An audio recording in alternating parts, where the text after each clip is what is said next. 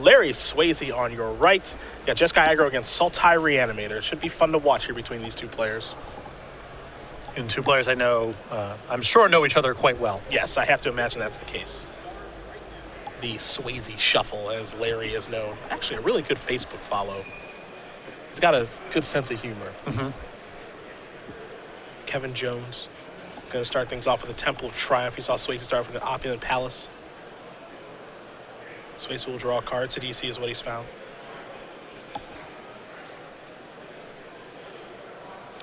See what Larry's second turn yields. It'll just be a polluted Delta. He sacrifices. Perhaps we'll see a card like Satyr Wayfinder here. Sec is not flush with 2-mana plays, so if he's sacrificing now, perhaps a Caryatid. Caryatid, Wayfinder are the options, it seems. You're not going to find a card like Commune with the Gods here. This deck does like to cheat a little bit on lands, too. Given that it tries to play a higher curve and do some things up the curve, you know, it has 2 Hornet Queens. Whip of Erebos is obviously a mana-intensive card. It only plays 23 lands. Yep. You have some mana creatures and... See, this is a fun reveal. A Whip of Erebos, a Dragon Lord Tarka, a Den Protector, and a Swamp. There's nothing my deck can't do. In combination with an Opulent Palace. So Swasey is going to lose out on his Dragon Lord Tarka for now. He does have one more Whip of Erebos in his deck. And Den Protector. Yes. Also, if that comes up, so some ways to get it back. I'm a Den Protector guy. I bought my stock early. I've been a big Den Protector fan from the start. I think that card is fantastic. I've heard the nickname Maternal Witness floated around, which I really like a lot. Maternal Witness. I like that. That's good. It's pretty great. That's good. That's pretty great, I think. There's a Mystic Monastery. No nickname for that. Just a good land. We'll pass the turn back. Swasey will attack here for 1.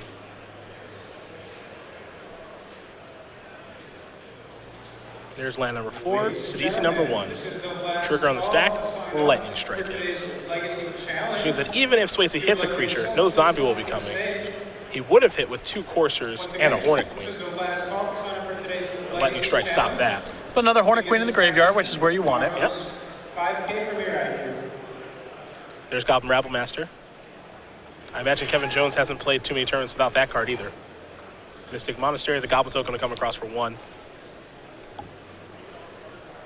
We'll pass the turn back Swasey's way. Temple the draw.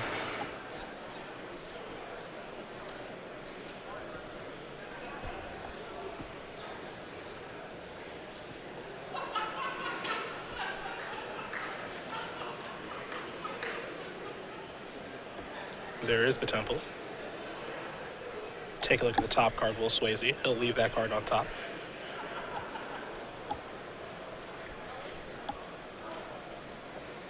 Feels like this is probably a turn that Larry just has to take off and downfall the Rabblemaster. Don't want to let that thing run rampant. That's exactly what he's going to do. Maybe not the most efficient turn, but can't let that thing go unchecked. Jones going to untap. He's got a Goblin token. Thunderbreak Region in hand. Make it 2 now.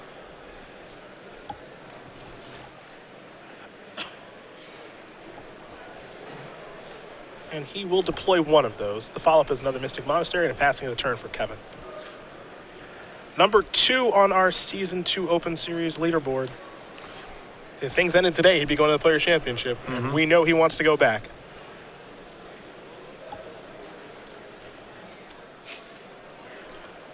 And he has not had a lot of success so far in 2015. So it'd be very nice from Kevin's perspective to be able to cinch up the invite while a lot of his 2014 points were still operative. Because as the year progresses, a lot of those are going to fall off. Well, that's a nice thing that the work that he did previously is still going to count for something. For sure. Because he put a whole lot of work in last year, that's for sure.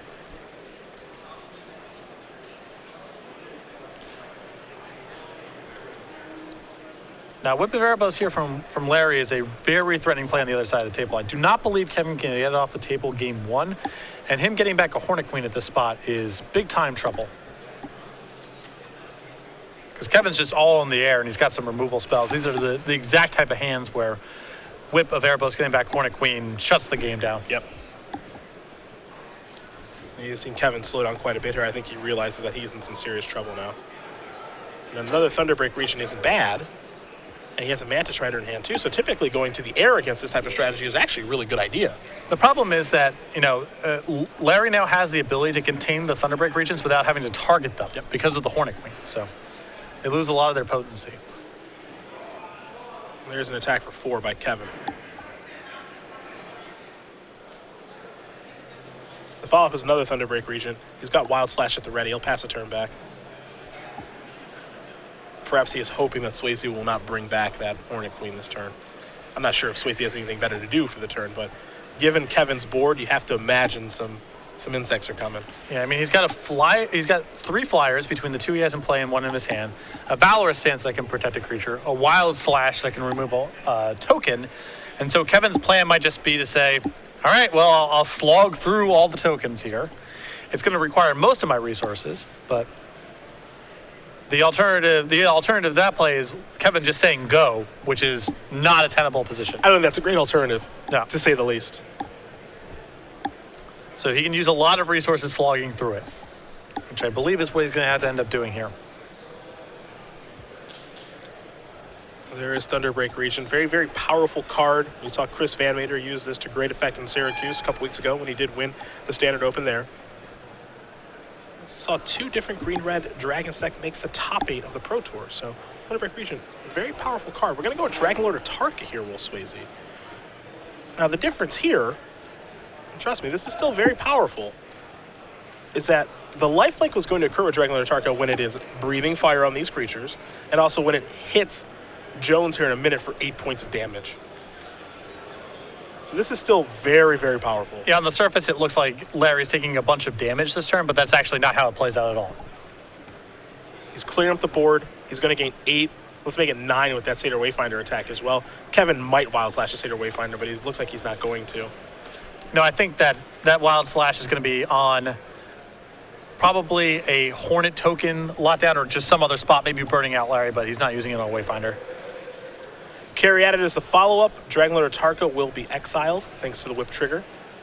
And you see the life totals now is 22-9 in favor of Swasey. And Whip of Erebos is a very, very hard card for these Jeskai strategies to beat if they can't get it off the table. I think it's hard for nearly every deck in Standard to beat if you're letting it stay in play against a live graveyard. Yeah. Mantis Rider, along with Thunderbreak region coming to the red zone, 7 points of damage dealt. So Swasey going to go down to 15. Satyr Wayfinder the draw.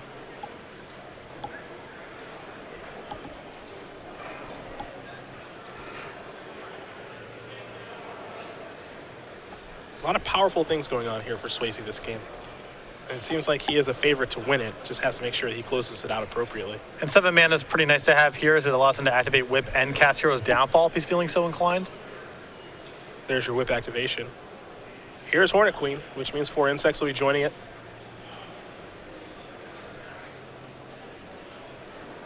This is the more honest approach at Hornet Queen. We've seen this before.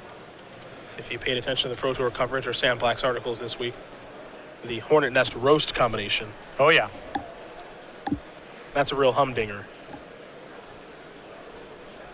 from their green-red bees decks. Be interesting to see how much that deck picks up. It does look pretty obscure on the surface. There's Wild Slash going to go after Hornet Queen. The Mantis Rider going to block there.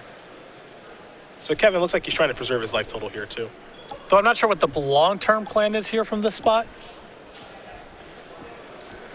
I almost feel like that Wild Slash just needs to be saved for one of the tokens. Probably doesn't matter very much either way. The draw here for Jones, don't get a great look. Looks like it was a Stoke the Flames. And Kevin does have a copy of Dig Through Time in his hand. I was wondering if he was playing that this weekend. He oftentimes is when he's playing Jeskai. He's always been a big fan of that card. He has 3 copies this weekend.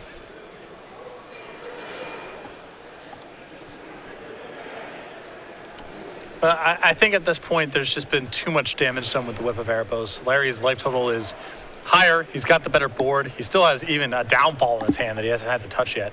It looks like he's going to cast it now. He'll go after Thunderbreak region. Yes, he'll have to take 3. But to get that 4/4 off the table is pretty important here. We'll see if Jones wants to use his Valorous Stance. And I suppose this is the best it's probably going to get. Yeah, Larry is not really presenting any targets that matter at this point, so. Swasey will untap. He'll take a draw step. Temple of Malady is what he's picked up.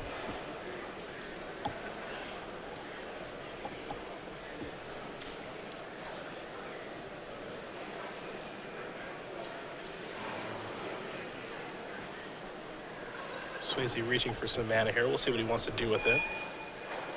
Could be another whip activation. Does have a Sidisi down there after all. That's what he's going to target. So now it looks like the trigger will occur. Again, Jones does have a copy of Stoke the Flames in hand.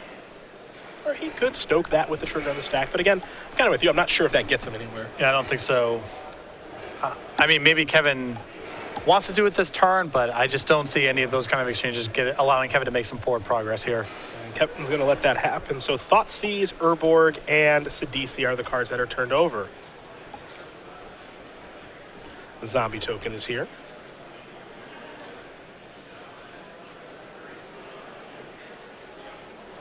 Two mana here for Swasey means that we'll see a Satyr Wayfinder. He's looking to go off this turn with Sidisi while it's still in the battlefield.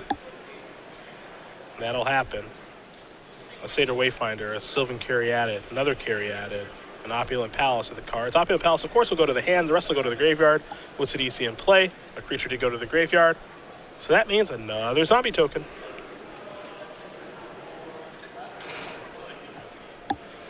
Next for Swasey is that Temple. That was his draw for the turn, so we'll take a look at the top card. Looks like that's going to stay on top. It's time to attack. And I think Kevin has done everything right in this turn as far as not using the Stoke the Flames, because he can't win, I think, just by stoking the Sidisi. Exactly. I think that Kevin's odds of winning the game are a lot higher, hoping that Larry just misses off the Sidisi triggers rather than trying to kill anything at this point. So it looks bad that Larry has been able to do so much this turn, but there's no other plan here for Kevin. This is kind of what he has to do. There's almost no good this turn. Yeah. That's a big issue. You see Thunderbrick Regent's going to block Sidisi. It had to attack anyway because it was going to leave via the whip trigger.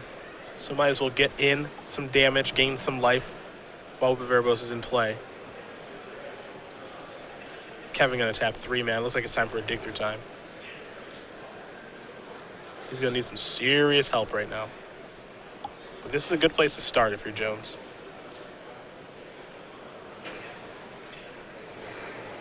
Take a look at 7 cards.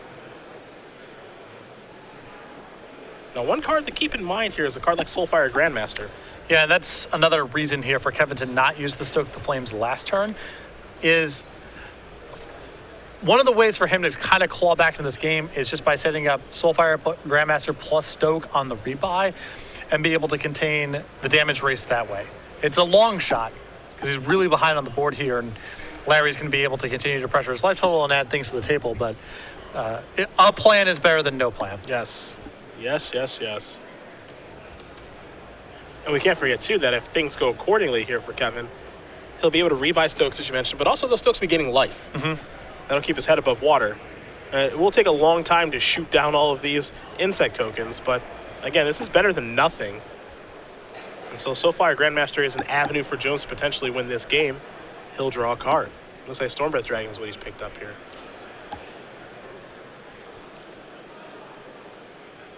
There is the Soulfire Grandmaster. So this sets up the loop because he has 3 creatures plus a mana here to cast Stoke, and then 4 lands left over to rebuy.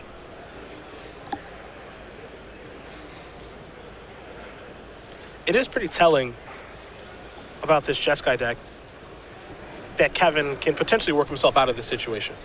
Yeah, it's a long shot, you know, just because Larry's board is so good at this point and Whip of Erebos is still in play. But Kevin is at least going to be able to play for a couple more turns. And Larry's creatures, even though he has a lot of them, they're pretty small. So the life gain from the Whip here, not a huge consequence. Larry does have the ability to sit back on defense with these Hornets, really prevent Kevin from mustering an attack and, you know, try to grind him out of the game with card advantage. Or he can go on the offensive like we're seeing right now. But Kevin's at least got a plan. Yeah, he's going to block those zombies. That's part of the plan. And now we're probably going to see a Soulfire Grandmaster activation. And Stoke the Flames. So Kevin is probably just wondering, what am I supposed to shoot down at this point? I'd like to start eliminating those insects so I can start attacking. There's your Grandmaster activation. Now here comes your Stoke the Flames. So we'll see what Kev wants to target. If it'll be a zombie token or if it'll be an insect. It'll be a zombie, the one that was going to get through unblocked. So he's going to gain 4 life, and those 4 insects are going to come through. So we're neutral there. Yep. 2 of the zombies leave the table here. Solid turn here for Kevin. And Swasey's going to gain some life in this exchange. He'll gain 2, 4, 5, 6, 7, 8. But this is a good turn for Kevin. He didn't take any damage. He's cleared some creatures off of the table. And he is in a situation where he has to hope that Larry doesn't have very much. But if Larry doesn't have much, Larry's going to lose this game. If he doesn't have much going on. Yeah. It's going to take a lot of turns because Larry's, life total is high and he's gaining a bunch. Absolutely.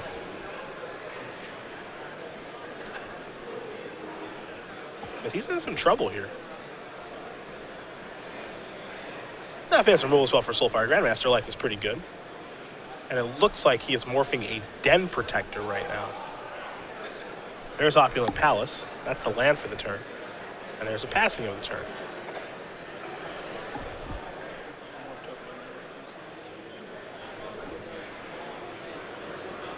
Jones will draw. Again, still with Stoke the Flames in hand. The land for the turn is a Plains. Other card is the Stormbreath Dragon. Kevin will come across here with the Flyers.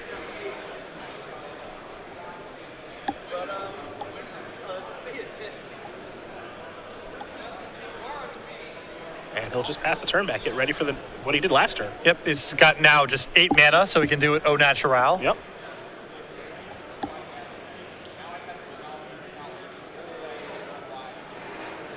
Den Protector is going to be, excuse me, I take it all back. It's Deathmiss Raptor. Yep. I thought it was the Protector. It is Deathmiss Raptor, which of course will bring a Deathmiss Raptor back with it. How about 2 of them? Pretty solid. Not bad at all. I believe this is my first opportunity to say un-Megamorph. Yes, congratulations to you. I've been waiting for months now. I know you have. Really appreciate it. Thank you, Deathmiss Raptor, Larry Swasey. The gang's all here. You can check that off the old list. Yep. This was the card that many players who participated in Proto Dragon's Dark here when they were testing said this was very impressive for them. Yep. That's no surprise. It's a heck of a Magic card. It also just fits into a lot of different sort of shells. You're doing stuff with your graveyard? All right, that's great. Are you playing some sort of, green devotion strategy or Master the Unseen? This card fits in right here as well. Are you just playing a curve of green creatures that are trying to attack and block? Another fit. So very versatile card, can go into a variety of decks. A timely Thoughtseize here for Swasey. As Jones was going to continue to have him in a pretty difficult situation. Yeah, this is the one piece of the puzzle that Larry really needed to solve, was getting the Stoke out of the hand. Yeah. Now, Kevin has in terms of power level, has no analog in play to what Larry is doing. No. So the Stoke is going to be rebought. Jones will gain some life. Now he'll have to show the hand from Thoughtseize. Stoke and Stormbreath Dragon are the options. I would imagine we'll see Stoke hit the bin. Stormbreath Dragon is just, with all these Hornet tokens in play, just doesn't matter very much. A lot of Death Touch over there on Swasey's side, too, so blocking is going to be very difficult here for Jones. It's the whole gang. Yeah. The Raptors and the Bees.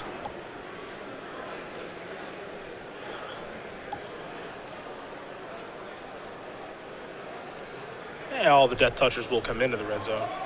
And I think Jones knows that I have no good blocks, so I am beat. Larry Swasey going to win game number 1 here over Kevin Jones. Sultai Reanimator up a game over Just Sky Aggro. Death Touch, very powerful keyword. Yeah, that Kevin wasn't necessarily dead that turn, but the Stoke the Flames was the last thing he was clutching onto to let him stay in the game, and that Thoughtseize was just the nail in the coffin. Larry probably winning that game in a turn or two regardless, but the Thoughtseize made it very obvious that was going to be the case. I think that's the situation where Kevin says, let's save a little time, shall we? Yeah. To the sideboards we will go. We will start with Kevin Jones and his Just Sky Aggro deck. 3 copies of Disdainful Stroke, 2 copies of Anger of the Gods, 2 copies of Negate, 2 copies of Erase, a Valorous Stance, a Glare of Heresy, an Elspeth, an Ojutai's Command, a Dragon Lord's Prerogative, and an End Hostilities. I like the Disdainful Strokes in this matchup. It's possible because of Deathmiss Raptor and all the other graveyard stuff going on. The Anger of the Gods come in this matchup as well because exiling is pretty important. You may see some erases coming as well to handle Whip of Erebos and also Courser Krufix and some other strange shamans Larry may have. The other side of things here for Swasey, we've got 3 Disdainful Strokes, 2 Thoughtseize, 2 Bile Blight, a Drowned Sorrow, 2 Crux and Fate, a Soul of Innistrad, a Reclamation Sage, 2 Ashiok Nightmare Weaver, and an additional copy of Dragon Lord Atarka. The first one was good. The second one might be better. Yeah, I think the Dragon Lord Atarka will be coming in here. The additional copies of Bioblight I like a lot in this matchup. I think you can bring in the Crux of Fate as well, although Kevin's presenting enough dragons and non-dragons, and it's not going to be a pure sweeper in the matchup a lot of the time. The only cards that I'm confident are going to be coming in here are the Bioblights, though. The other stuff is somewhere between good and average. Sure. Bioblight's a pretty simple one to bring in. Yeah, just Kevin's got a lot of 2/2s and 3/3s that are good, and you just want to kill them. You saw Rebel Master last game. You saw Mantis Rider. Soulfire Grandmaster. Yep. A lot of targets there. So I expect those to come in as well. Both these players will sideboard and shuffle up here for game number 2. We'll talk about our Season 3 schedule here in the Open Series. We'll be underway before you know it. We're going to start things off with that Grand Prix in Charlotte. Yeah, right after the Season 2 Invitational in Columbus, we'll have the Modern Grand Prix. We've shown you some information. We'll have more down the pipeline. A Standard Open Series in Baltimore, then Indianapolis. Then we go to Baltimore. We go to Chicago for the first time in Open Series history, July 18th and 19th. A Standard Open in Richmond, a Modern Open Series in Washington, D.C. Standard Grand Prix in London, August 14th through 16th. More information for that coming down the pipeline once we're done with Charlotte. A Legacy Open Series in Charlotte, August 22nd and 23rd. And then the Season 3 Invitational in New Jersey. Standard and Legacy as the Invitational formats. A 2-day 20K Standard Open Series, August 28th through 30th. Going back to Jersey. Yeah, I know. Got two. A lot of good dates, actually, in Season 3. Haven't been back in a while. No? No. Have we been there this year? I don't think so, have we? We have not. No? We've been to Philadelphia, and after Philadelphia, I was able to stay for a little while, but that's not the same. Haven't been home for a little bit. Sorry, we'll show you a good time in Cleveland next weekend. Mm-hmm. And then, when we go to Jersey, you can show me the ropes Oh, yeah. around the dirty Jersey, the shore. Take me to the shore. The shore is not particularly close to the tournament site. It doesn't take that long to get to the water, but if you take Edison East, you just hit Staten Island, which is, Do I not want to go to Staten Island. Do I not want to go there? So you want to drive a little bit south. You can get there in about an hour. You're implying I don't want to go to Staten Island. I'm not a huge Staten Island guy. Okay. Don't know much about Staten Island. I want to go to Manhattan. Okay. Is that place sweet? Manhattan's pretty sweet. All right. We can go there. Of all the places that I've traveled in the world, and I've traveled a lot of places in the States, I've never been to New York, That's surprising. which is really... There aren't Magic tournaments there. Yeah, it's so expensive to hold events Yeah. in New York City. There are no tournaments. Hotels, housing is really rough. I mean, it's a tough place to hold tournaments. The One World Championships that they had there, I had to finals for college, so I couldn't go. But the first major Magic event that I went to hang out at and watch was the Pro Tour in Madison Square Garden. The There's Team a Pro Pro Tour Tour. there? Team Pro Tour, I yeah. didn't know that. It was Mercadia Masks team draft. Like, in the actual garden? Yeah, in the garden. Wow. That would just be cool to me because I love basketball. I stole hopefully this Okay. doesn't get me suspended. Okay. I stole a sign from that event. I might have it somewhere still. One of those, players go in this direction, up this way to go to the convention center. Just grab it as the train was closing back to New Jersey, just grabbed it, ran out. Just can't control yourself. Nope. You're just an animal. So I have that souvenir somewhere. I didn't think I was ever going to go to a Pro Tour again. Like, I thought that was the only one I was ever going to get to see, So might as well steal something from it. Exactly. Oh my goodness. Whatever, it was Sunday. The Pro Tour was essentially over. It was just one less thing for them to pack up. Oh, so now you're doing them a favor. They should probably be compensating you. I'm doing both of us a favor. Yeah. They should be compensating you for all the hard work you're doing. Yep. It's a good way to spin it back in your favor. I got that sign somewhere. Hope it's back home in Jersey. That's what I hope for. You're unbelievable. Just stealing from the Pro Tour. That's a stretch. I think framing it that way is a stretch. Just thieving the greatest tournaments in the world. It's not like I took the trophy out of the trophy case. Yeah, or if you could have, you may have. The novelty check or whatever. I took a sign. They were going to throw it out anyway. That's unclear. That's what I told myself at the time. It seemed believable, right? Just a thief running rampant. Have you stolen any signs on the Open Series? No, I'm not. Tell the truth. I'm not. I know you look at that J sign the future match. No, I think Koth is a future match. No. No? It used to be Tybalt, but they retired Tybalt, thankfully. That's a good marketing move. I wanted to bring the Tybalt table back and as the dead last table feature match, Really, that's nice. but That's nice. that idea didn't get much traction. No. Whoever's at the last table gets to sit there. Because you sit at the Tybalt table. Really nice. We are underway here for game number 2 of Plains and an Island. There for Jones, an Opulent Palace here for Swasey. There's the Llanowar Waste, now Sylvan Carry added. So Swasey with a little bit of acceleration. Jones will draw. Temple of Epiphany, take a look at that top card. Looks like it's going to stay at top for Kevin. Pass turn back, and looks like he sideboarded into at least one controlling card in hostilities. Kevin, I think, goes to the control package for Jeskai aggro a lot more than other people that I see. If I were in his spot, I would probably try to keep the deck as streamlined as possible and maybe bring in some Anger of the Gods because it's good against a lot of the stuff that Larry has going on. And the Disdainful Strokes are going to be great regardless. But going all the way up to end hostilities is a game plan I'm worried about because Larry can play the late game a lot better than Kevin can. Temple of Triumph here for Jones. Top card going to stay on top from the Scry. You saw Disdainful Stroke take care of Swasey's Sidisi. Now, with that said, there is a lot of small stuff going on in Kevin's deck that he can cut. You know, he doesn't need to keep in cards like Wild Slash, for example. So he's got some wiggle room to get a little creative with his sideboarding. Satyr Wayfinder are going to reveal a Forest, a Swamp, a Temple of Melanie, and a Deathmist Raptor. But I would still, in Kevin's spot, try to preserve my role as a straight beatdown deck. Some races, some Disdainful Strokes, and a good core of creatures. That's what I would want to try to do. Forest is the selection there for Swasey. That'll enter the battlefield, and that'll pass the turn back. Jones will draw. Has the Thunderbreak region in hand. Mantis Rider now, too.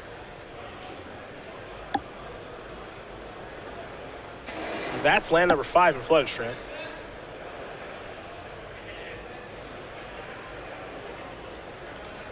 And here is Thunderbreak Regent number 1. Swasey left that mana up for Hero's Downfall, so he will cast it. He'll have to take 3 to take care of that, but it's better than having to take 4 from it numerous times. And these are the kind of trades where, you know, having the end hostilities makes me apprehensive. Because, you know, if Larry is able to blunt the pressure, end hostilities is unlikely to catch Kevin all the way up. Because Larry's going to have a lot of tools to work with after the fact. You know, his deck is so slow that he can't cast multiple spells a turn. He almost has no choice but to leave powerful stuff left over in his hand. It's an attack for 1 there by Swasey. Looks like he does have a copy of Sidisi Undead Vizier in hand. We'll see if he wants to cast that right now. Seems like a pretty good spot. I mean, I don't mind a 4/6 against Kevin having no board to begin with. Yep. And Mod Tutor on the house is pretty nice. Not bad at all. He will exploit. So the Satyr Wayfinder's gone. Let's see what Swasey wants to search up here. Whip of Erebos always seems like a nice target in these situations. Whip of Erebos is so good in this deck. This also doesn't seem like a bad spot for Den Protector. It's a little bit slow, but there is already a Raptor in the graveyard and a Hero's Downfall to get back. Yep. It's a pretty good base. I think you might be able to assume that your Sidisi is probably going to die, so you might want to get that back too. Create a small little loop here. So a lot of good options here. No backbreakers, but a lot of good pieces of value. And in the meantime, a 4/6 here is going to be pretty good. Not the easiest card for Kevin to get rid of. He's got a couple copies of Valor as stands, but other than that, he's dealing with red removal. So Den Protector was the choice. There's Knockfield Palace and a passing of the turn for Swasey. So Swasey setting up for the late game very, very well here, which is something you talked about. Not sure if Kevin can play the late game as well as Larry can. That's a Mantis Rider. There's an attack for 3.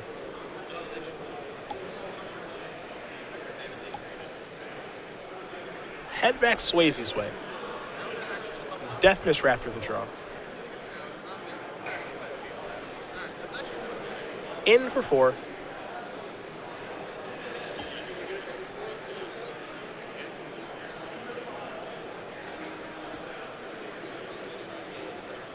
That's a land. It's an Urborg.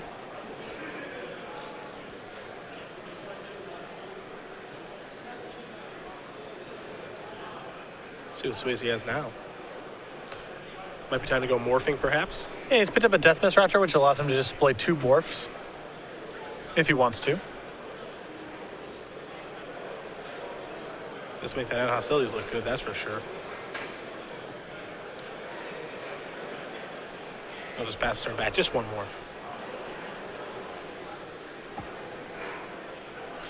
Kevin with a race in hand as well. He's ready for a whip. Another Mantis right over there, too.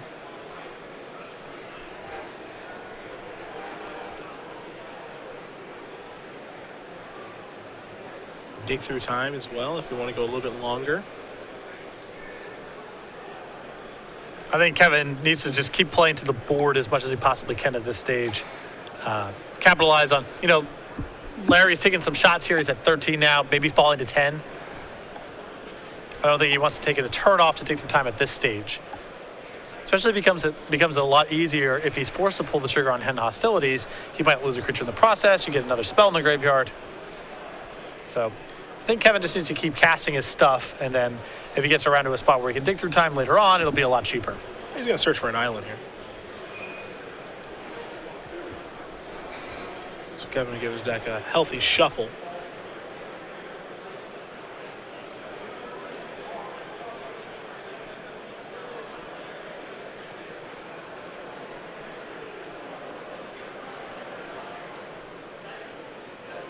He'll serve in for 3 points of damage here. So not going to play the other Mantis Rider yet, it seems.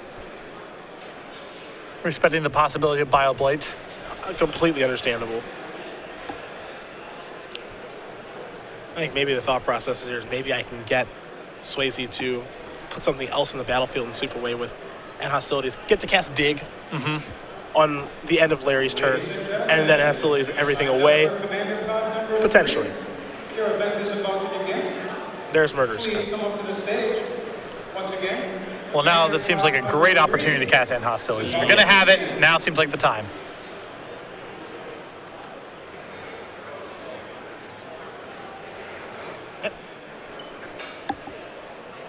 And I don't think that Larry is upset with this exchange.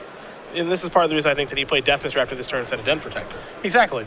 He just puts something else in the graveyard. If he gets swept up, it's not the end of the world. The Raptors come back when he unmorphs the Den Protector. Hornet Queen the draw. One of the big hits here for Larry is losing the Caryatid means that Dragon Lord Atarka is now not castable.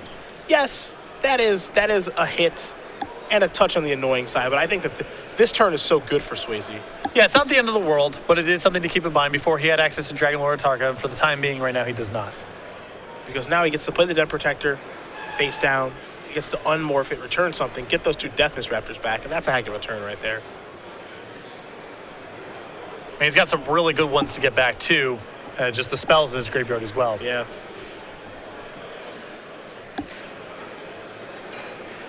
I think Swasey has set up a pretty nice game here. He's going to have to take 3 right now from another Mantis Rider. He's down at 10.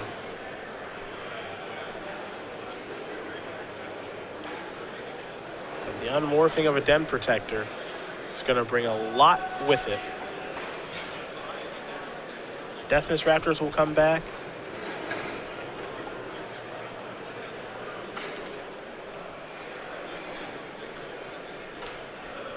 He's going to want to make sure he gets that counter there too from the Megamorph.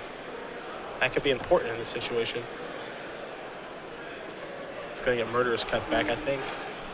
Not a bad looking turn. No, not at all. Gets to get back cut, kill all the stuff. And be in the enviable situation here if he does cast Cut this turn. To cut the Mantis Rider.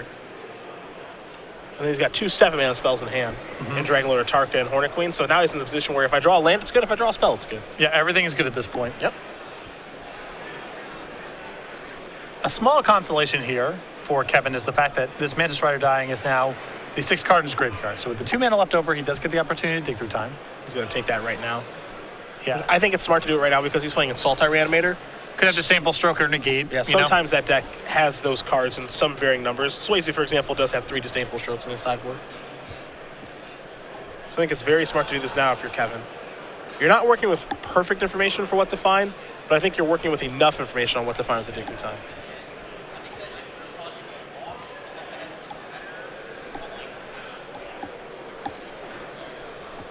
Kevin going to take 2 cards from the 7 that he's looking at. The rest will go to the bottom.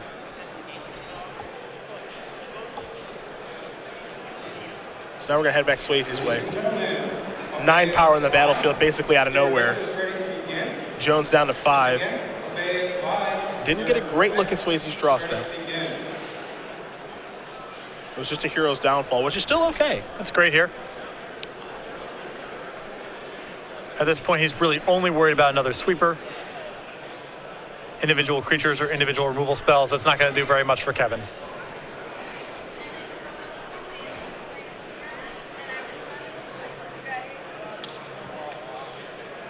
Kevin's hand Seeker the way, Mantis Rider among the options.